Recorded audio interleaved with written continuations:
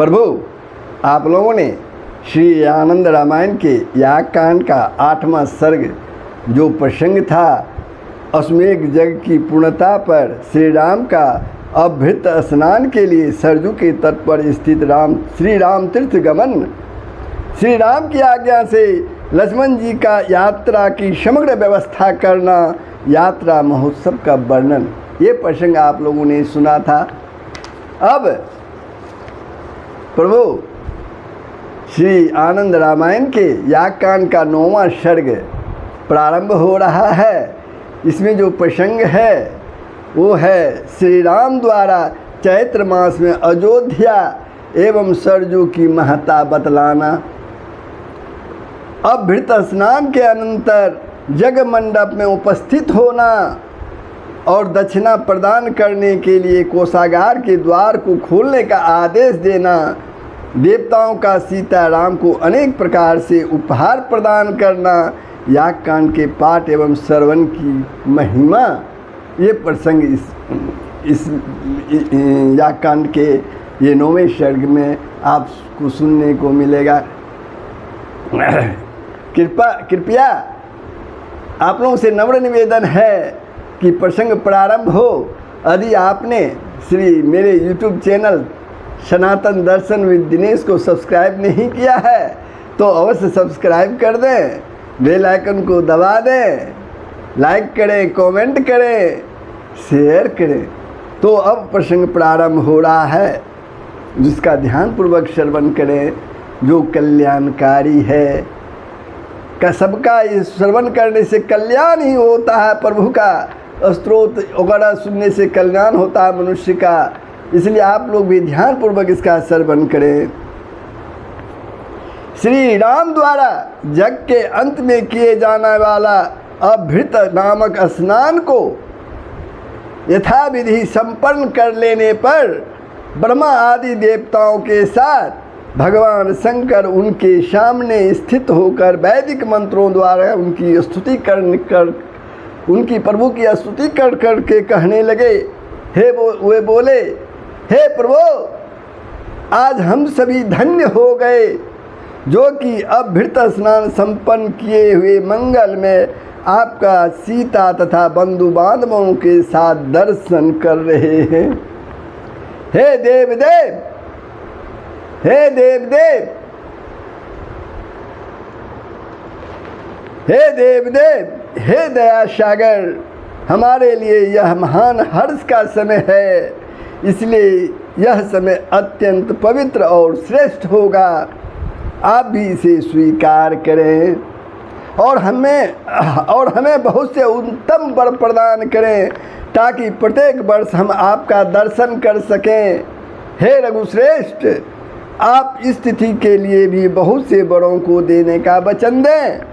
आपने पूर्व समय में तीर्थ यात्रा करते समय भूमि पर जिन जिन भी स्थानों पर अपने नाम से तीर्थ स्थापित किए हैं और लिंगों की स्थापना की है, उन्हें भी मेरे कहने से आप वर प्रदान करें।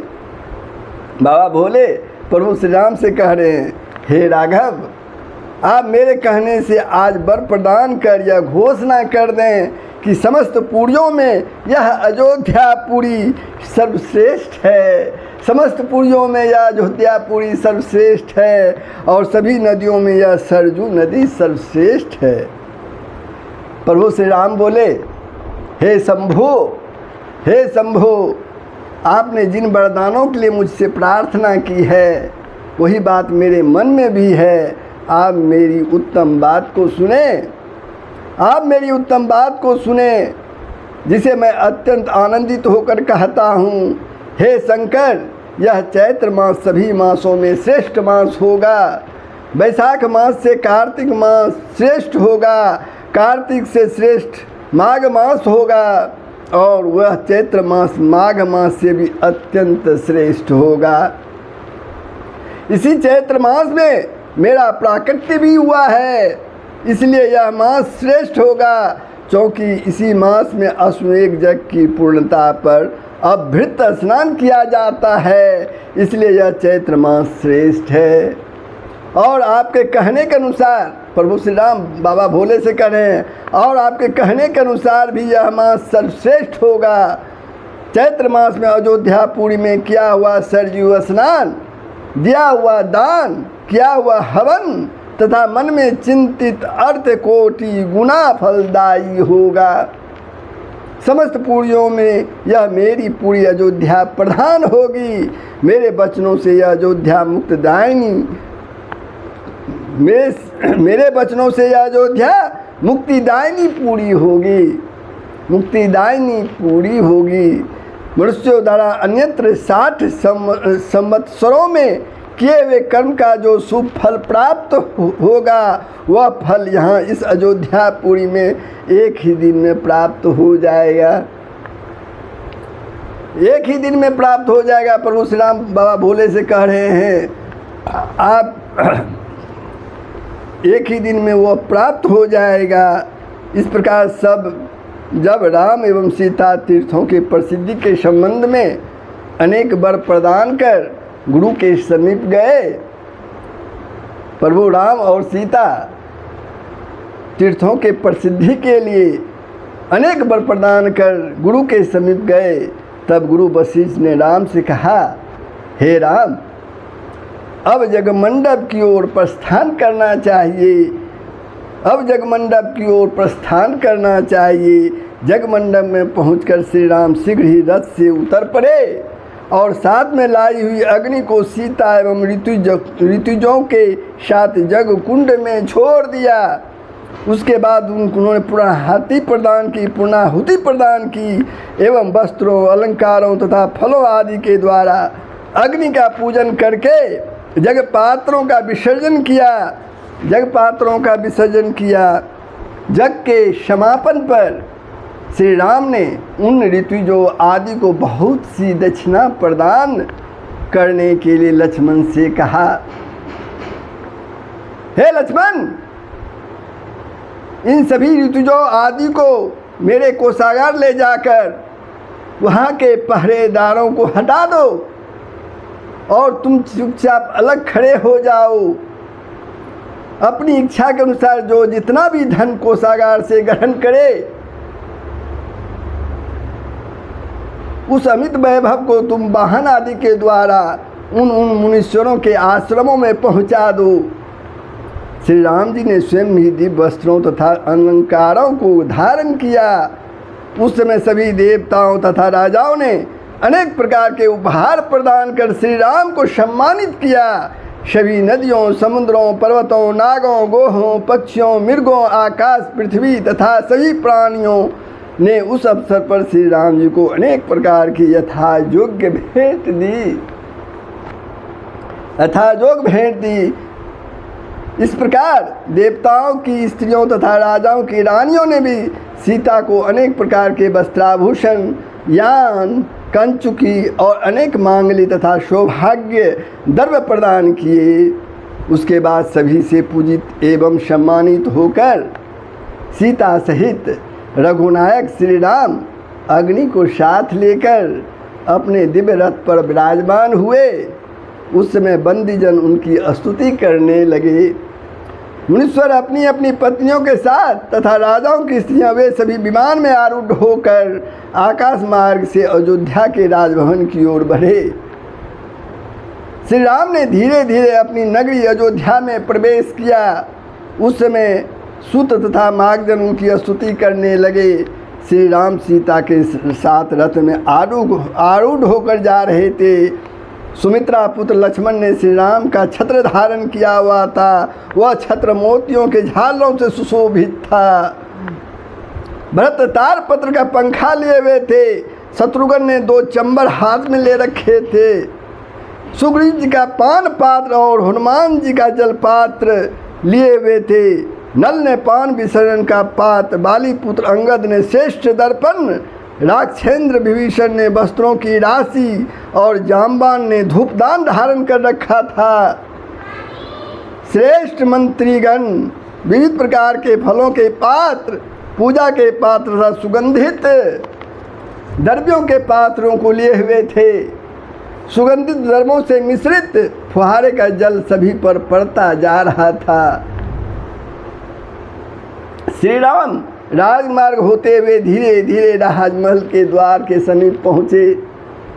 राजमार्ग में स्थान स्थान पर पूर्ववासी जनों की स्त्रियां सीता सहित श्री राम के मंगल की कामना से दीप समन्वित कलशों, दध्योदन मिश्रित दीपयुक्त बलियों तथा जलपूर्ण कलशों से उनका निराजन कर रही थी।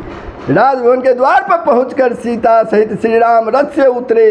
साथ में लाई अग्नि को उन्होंने अपने गृह में स्थापित करके राजसभा में गए और अपने राज सिंहासन पर विराजमान हुए।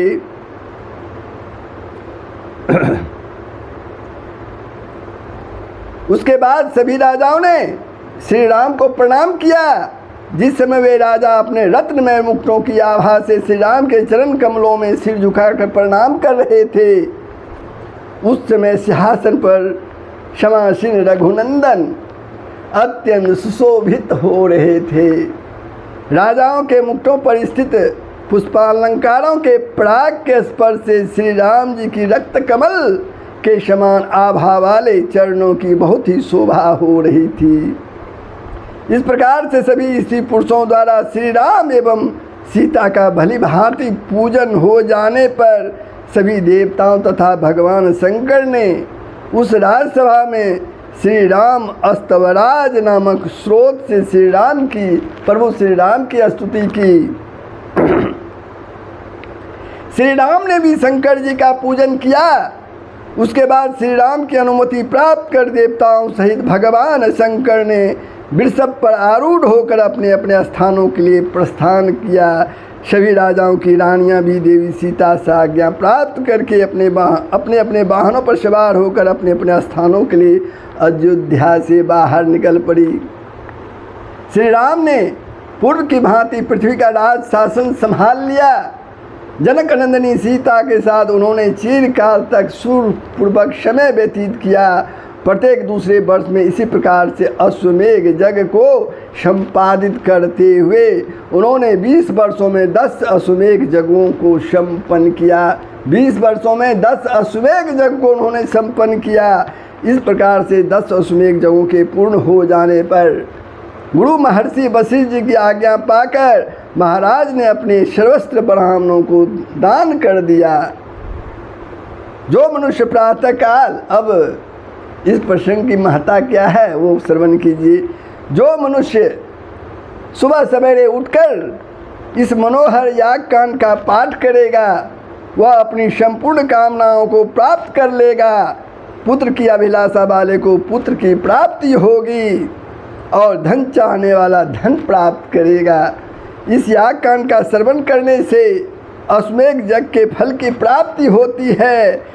यज्ञ के अवसर पर श्राद्ध के समय तथा चातुर्मास में यह और जप ध्यान तथा पूजा के प्रारंभ में नित्य इस यागकांड का पाठ करना चाहिए। रघुनायक श्री राम जी के अश्वमेघ यज्ञ संबंधी इस अत्यंत रमणीय तथा अति पवित्र श्री चरित्र का जो पाठ करते हैं अथवा श्रवण करते हैं वे अपने मनोभिलाषित पदार्थों को निश्चित ही प्राप्त करते हैं। और श्री राम जी का यह आख्यान अत्यंत ही पुण्य प्रदान करने वाला है। तो प्रभु आप लोगों ने ये प्रसंग सुना, कैसा लगा कमेंट माध्यम से अवश्य बताएंगे। प्रभु सबका कल्याण करेंगे, पूरे विश्व का कल्याण ही होगा। यही सनातन धर्म का मूल तत्व है। जय श्री हरि, जय श्री राम।